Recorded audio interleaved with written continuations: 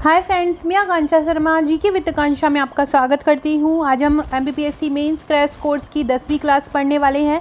कल हमने मध्य प्रदेश रियासतों का एक वीडियो पढ़ा था, हम सेकंड करने वाले हैं। कल मैंने गढ़ मंडला की गौड़ रियासत आपको पढ़ाई थी और आज हम देवगढ़ की पढ़ेंगे। इसके अलावा जो गौड़ साम्राज्य है उसकी प्रशासनिक व्यवस्था को पढ़ेंगे। तो चलिए स्टार्ट करते हैं। बहुत ही महत्वपूर्ण ये टॉपिक है, एक न एक प्रश्न यहाँ से बनना ही बनना है। देवगढ़ का गौड़ राज्य ये आपको 11 नंबर में पूछा जा सकता है, 5 नंबर में भी पूछा जा सकता है, 3 नंबर में भी पूछा जा सकता है। 3 नंबर में इसके शासकों के बारे में पूछा जा सकता है, 5 नंबर में भी क्षेत्र विस्तार और शासकों के बारे में पूछा जा सकता है। तो उसी प्रकार से आप पूरा का पूरा फ्रेम करके समझते जाइएगा। देखिए, सबसे पहले गौड़ साम्राज्य को मैंने आपको बताया था, कल 3 भागों में हम उसको समझ सकते हैं। पहला जो था वो गढ़ मंडला का था और दूसरा देवगढ़ का था। देवगढ़ का जो गौड़ राज्य है गढ़ मंडला के राज्य के बाद आया था। तो उसमें हम ऐसा इंट्रो डालेंगे कि गढ़ मंडला के कमज़ोर हो जाने के बाद देवगढ़ में ध्रुवा गौड़ राज्य का उदय हुआ था। ये क्षेत्र कहाँ पे था? ये जो देवगढ़ है ये कहाँ पे था? तो देवगढ़ का जो क्षेत्र है वो पूर्व में बेनगंगा नदी व पश्चिम में वर्धा नदी, उत्तर में छपारा और दक्षिण में चांदा तक फैला हुआ था। कहाँ कहाँ? पूर्व में बेनगंगा नदी व पश्चिम में वर्धा नदी, उत्तर में छपारा मतलब सिवनी और दक्षिण में चांदा तक फैला हुआ था। पूर्व में बेनगंगा नदी, पश्चिम में वर्धा नदी, उत्तर में छपारा सिवनी और दक्षिण में चांदा तक फैला हुआ था। ये इसका क्षेत्र विस्तार है। आप चाहें तो इसको इस प्रकार से भी बना सकते हैं, ऐसे भी बना सकते हैं। और यहाँ पे आप लिख देंगे बेनगंगा नदी, यहाँ पे आप लिख देंगे वर्धा नदी, उत्तर में लिख देंगे आप छपारा और दक्षिण में लिख देंगे आप चांदा। इस प्रकार से भी आप क्षेत्र विस्तार को भी इस प्रकार से फ्लो चार्ट का यूज़ भी कर सकते हैं। अब हम पढ़ेंगे जो देवगढ़ का जो गौड़ शासक है, गौड़ साम्राज्य रहे देवगढ़ का, उसके शासक कौन कौन से थे। अब ये तो हम टोटल पूरा ओवरऑल पढ़ रहे हैं 11 नंबर का, लेकिन ये जो शासक हैं ये 3-3 नंबर में भी पूछे जा सकते हैं। कैसे पूछे जा सकते हैं? जैसे कि पहला शासक है राजा जाटवा, तो आपको 3 नंबर में लिख देंगे राजा जाटवा। तो इस प्रकार से आप राजा जाटवा के बारे में लिख सकते हैं। इसमें एक लाइन और लिख सकते हो, ये जो थे देवगढ़ के गौड़ साम्राज्य के शासक थे या गौड़ साम्राज्य के शासक थे, ऐसे भी आप यहाँ पे लिख सकते हो। तो इसमें इन्होंने देवगढ़ के किले का निर्माण कराया था। देवगढ़ के किले का निर्माण किसने करवाया था? राजा जाटवा ने कराया था। ये आपके प्रीलिम्स के लिए भी बहुत इंपॉर्टेंट है। गढ़ मंडला के प्रेम साहा के समकालीन था। गढ़ मंडला का जब बिल्कुल पतन की ओर था तो उसके जो अंतिम शासक थे प्रेम साहा, कल मैंने गढ़ मंडला के आपको पूरे शासक करवाए थे, तो उसके जो अंतिम शासक था प्रेम साहा, उसके समकालीन था राजा जाटवा। दूसरा है कोक साहा प्रथम। कोक साहा प्रथम राजा जाटवा की जब मृत्यु हुई तो उसके बाद कोक साहा प्रथम शासक बना था। नशे में चूर होने के कारण कुछ समय के लिए नागपुर का किला मुगलों के अधीन हो गया था। जब कोक साहा प्रथम नगर जो था वो नशे में रहता था तो उस समय ये जो नागपुर का किला इन्हीं के अधीन था, और जब भी ये नशे में रहने लगा तो जो नागपुर का किला था वो मुगलों के अधीन हो गया था। तो सबसे पहले शासक देवगढ़ के कौन रहेंगे? राजा जाटवा रहेंगे। देवगढ़ के किले का निर्माण कराया। गढ़ मंडला प्रेम साहा के समकालीन। कोक साहा प्रथम कौन? राजा जाटवा की मृत्यु के बाद बने। नशे में चूर होने के कारण कुछ समय के लिए नागपुर का किला मुगलों के अधीन हो गया था। अगला पढ़ेंगे। अगला है केसरी साहा या जाटवा द्वितीय। तीसरे शासक कौन थे? केसरी साहा या जाटवा द्वितीय थे। विलासिता में ये समय व्यतीत करता था। ये क्या करता था? ये विलासिता में समय व्यतीत करता था। मतलब ये बहुत ही ज़्यादा लग्जरियस था, मतलब बहुत ज़्यादा विलासी जीवन जो जीता था। इसको साम्राज्य से कोई मतलब नहीं था। दूसरा है कोक साहा द्वितीय। ये राजा केसरी साहा का पुत्र था और इसने इस्लाम धर्म अपनाया। कोक साहा ने क्या अपनाया था? इस्लाम धर्म अपनाया था। फिर है दीदार या दीनदार साहा। 1680 में इन्होंने देवगढ़ की सत्ता संभाली थी। इसको दीदार या दीन सा 3 नंबर में आया तो आपको लिखना है ये गौड़ साम्राज्य के देवगढ़ शासक था और 1680 में इसने देवगढ़ की सत्ता संभाल, देवगढ़ के गौड़ साम्राज्य का शासक था और इसने 1680 में देवगढ़ की सत्ता संभाली थी। अगला है महीपत शाह। महीपत शाह ने औरंगजेब से संधि की थी। अपना नाम इसने बख्त बुलंद कर ये गद्दी पर बैठा था। अपना नाम इसने क्या बताया? अपना नाम इसने बख्त बुलंद बताया था और अपना नाम बख्त बुलंद बताकर इसने यह गद्दी पर बैठा था। औरंगजेब ने देवगढ़ का नाम बदलकर इस्लामगढ़ कर दिया था। देवगढ़ था उसको औरंगजेब ने बदल दिया था और उसका नाम क्या कर दिया था, उसका नाम इस्लामनगर कर दिया था, इस्लामगढ़ कर दिया था। अगला है चांद सुल्तान। तो वक्त बुलंद के बाद यह गद्दी पर बैठा था। चांद सुल्तान कब गद्दी पर बैठा था, तो वक्त बुलंद के बाद चांद सुल्तान गद्दी पर बैठा था और इसने राजधानी देवगढ़ से नागपुर स्थानांतरित कर दी थी। चांद सुल्तान ने देवगढ़ से राजधानी कहाँ स्थानांतरित कर दी थी, नागपुर स्थानांतरित कर दी थी। तो हमने सबसे पहले क्या पढ़ा, जो देवगढ़ का गौड़ राज्य था गढ़मंडला के कमज़ोर होने के बाद बना। फिर हमने इसका क्षेत्र विस्तार पढ़ा, कहाँ कहाँ पे इसका क्षेत्र था, पूरा पश्चिम उत्तर दक्षिण में। फिर हमने इसके प्रमुख शासक पढ़े, राजा जाटवा, कोकशाह प्रथम, केसरी शाह जाटवा द्वितीय, कोकशाह द्वितीय, दीदार या दीनदार शाह, महिपत शाह और चांद सुल्तान। पूरे गौड़ साम्राज्य की प्रशासनिक व्यवस्था हम अगले क्वेश्चन में पढ़ेंगे।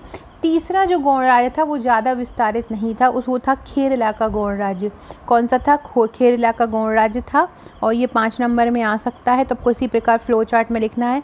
फ्रेंड्स, आप देख सकते हैं मेरे सभी नोट्स में फ्लो चार्ट, मैप, डायग्राम का बहुत अच्छी तरह से यूज़ किया है, जो एग्ज़ाम के लिए सबसे महत्वपूर्ण पॉइंट होता है। To the point question answer form में पूरे नोट्स है, topic wise question answer cover किए गए।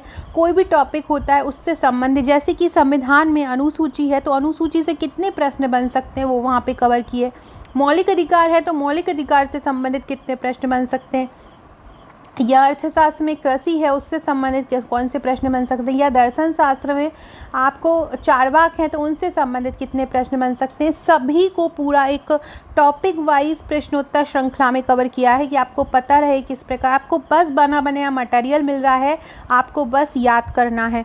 ये जो बुकलेट मिलेंगी मेरे मेंस के पैकेज की वो टोटल 41 बुकलेट मिलती हैं। आपने अभी तक मेरी ये 10वीं क्लास है मेंस की, आप देख सकते हैं कि मेरे नोट्स कैसे हैं। मैं नोट्स में से ही आपको क्लास लेकर पढ़ाती हूँ।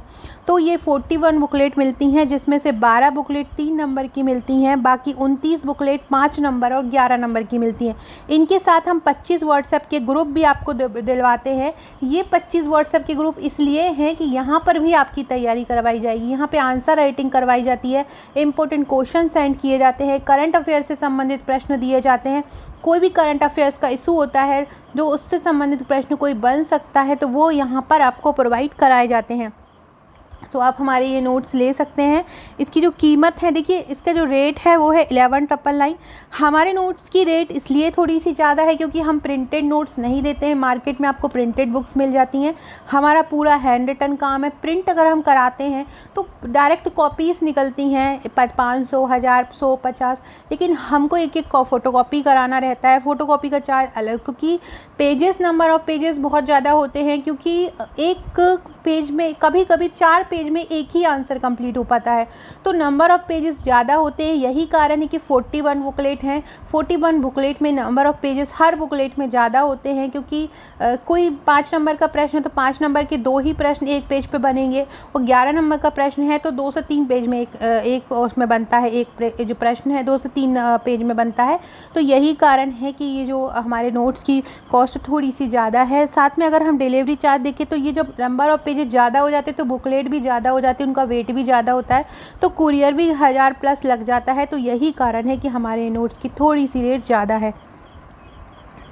गौड़ वंश की प्रशासनिक व सामाजिक व्यवस्था पर प्रकाश डालो। आप चाहें तो इसकी सॉफ्ट कॉपी भी ले सकते हैं, पूरे के पूरे नोट्स की सॉफ्ट कॉपी प्रोवाइड करा सकती हूँ मैं।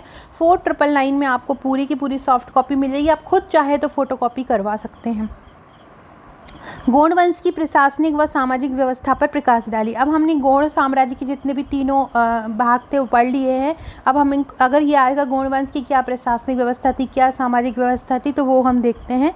तो सर्वोच्च सेनापति, सेनानायक व्यक्ति राजा होता है। यहाँ का जो सर्वोच्च सेनापति और सेनानायक या व्यक्ति कौन होता था, राजा होता था। सबसे बड़ा प्रांत होता था और प्रांत गढ़ों में बटा हुआ था। सबसे बड़ा क्या होता था, सबसे बड़ा प्रांत होता था, और प्रांत को किस में बांटा होता था, गढ़ों में बांटा हुआ होता था। अभी जब मैंने कल वीडियो पढ़ा रही थी तब मैंने बताया था आपको कि संग्राम शाह जब शासक थे तो उन्होंने 52 गणाधिपति की उपाधि धारण की थी, क्योंकि उनके समय सबसे ज़्यादा 52 गढ़ थे, और जो गढ़ होते थे वो ग्राम में बटे थे।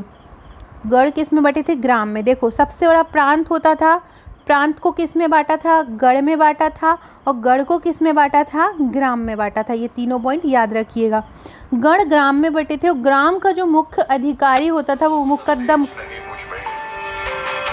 से जलता देखोगे अपनी हद रोशन करने से। गढ़ जो था वो ग्राम में बटा हुआ था और गांव का जो मुख्य अधिकारी था वो मुकद्दम या गोटिया कहलाता था। न्याय दिलाने का कार्य राजा का होता था। न्याय कौन दिलाता था? राजा, मतलब न्यायपति जो होते थे वो राजा होते थे। ग्राम में और गांव में न्याय कौन दिलाता था? वो मुकद्दम दिलाता था। मुकद्दम ग्राम में न्याय के रूप में झगड़े निपटाने का काम भी करता था। अब अगर हम इनकी सामाजिक विशेषता देखें तो इनकी जो सामाजिक विशेषता थी उसमें समाज जो था वो पितृसत्तात्मक होता था, मतलब पिता मुखिया होता था। समाज दो भागों में बटा हुआ था, एक राजगौड़ और एक धुरगौड़, ये दोनों याद रखिएगा। और राजगौड़ क्या होते थे? ये भूमि के स्वामी होते थे। और धुरगौड़ होते थे जो जनसाधारण समूह होते थे। गौड़ों के प्रमुख देवता थे बूढ़ा देव, ठाकुर देव, दूल्हा देव, और ये आत्मावाद में विश्वास रखते थे। फ्रेंड्स, अगर आपका नंबर मेरे पास सेव नहीं हो तो सेव करवा दीजिए। इंपॉर्टेंट मटेरियल मैं स्टेटस पर डालती हूँ तो वो जानकारी आपको मिलती रहेगी। साथ में हमारे WhatsApp group, Telegram group, Facebook group, Insta group, Twitter group, सब पे आप जुड़ जाइएगा। लिंक डिस्क्रिप्शन बॉक्स में आपको मिलेगा। आत्मावाद में विश्वास रखते थे। इनके प्रमुख त्यौहार थे बमपंथी, विद्री पूजा। इनके प्रमुख नृत्य होते थे कर्मा, सैला। पशुधन की अधिकता के कारण इनमें दूध लुटावा विवाह होता था। बधूधन की अधिकता के कारण, बधूधन मतलब जो बधू होती थी, बर वधू होते हैं ना, दुल्हन होती है, उसके कारण यहाँ दूध लुटावा होता था। महिलाओं की स्थिति अच्छी थी और वह गहनों की शौकीन थी और गुदना गुदवाती थी। अपने शरीर में वो गुदना गुदवाती थी। अर्थव्यवस्था का जो मुख्य साधन था वो अखेटन था। अखेटन मतलब शिकार और कृषि था। मेला यहाँ पे मड़ई होता था तथा युवा गृह घोटल कहलाता था। कर कोई विशेष नहीं लगाए, मतलब कोई कर विशेष नहीं लगता था। मृत्युगान, खेहुल पटा का प्रचलन था। ओझा नामक व्यक्ति यहाँ का तांत्रिक होता था। तो सामाजिक स्थिति में हम जो भी समाज की स्थिति होती थी, जो भी मनोरंजन के साधन होते थे, रहन सहन, खान पान, इन सब का वर्णन किया जाता था। अब हम पढ़ते हैं आधुनिक काल और गौड़ वंश में संबंध। तो आधुनिक काल और गौड़ वंश में देखो, नागपुर के भोंसलों ने राजगौड़ों से 1740 ईस्वी में गोंडवाना छीटा था। नागपुर के भोंसलों ने राजगौड़ों से कब छीना गोंडवाना? 1740 में। अंग्रेजों ने 1818 ईस्वी में भोंसलों को हराकर क्षेत्र पर कब्जा किया था। इस क्षेत्र को दसागौर और नैरबुड़ा क्षेत्र के अंतर्गत लाया गया। सेंट्रल प्रोविंस 1861 में बना जिसमें महाकौशल शामिल था। तो इस प्रकार से फ्रेंड्स हम अपना ये वाला हमारा जो देवगढ़ वाला था वो कंप्लीट हुआ। और भी जो इम्पोर्टेंट प्रश्न बनते हैं वो मैं वीडियो में करवा दूंगी। और इसके अलावा कल हम जो पढ़ेंगे वो कल हम पेपर 2 पॉलिटी का पढ़ेंगे। ये हमारे फर्स्ट पेपर की 5 यूनिट के हमारे 2 वीडियो कंप्लीट हुए हैं। कल हमारी 11वीं वीडियो संविधान की रहेगी। और भी जो भी आपकी क्वेरी हो आप मुझे व्हाट्सएप कर सकते हैं, आपको कमेंट में जवाब मिल जाएगा। Okay friends, thank you.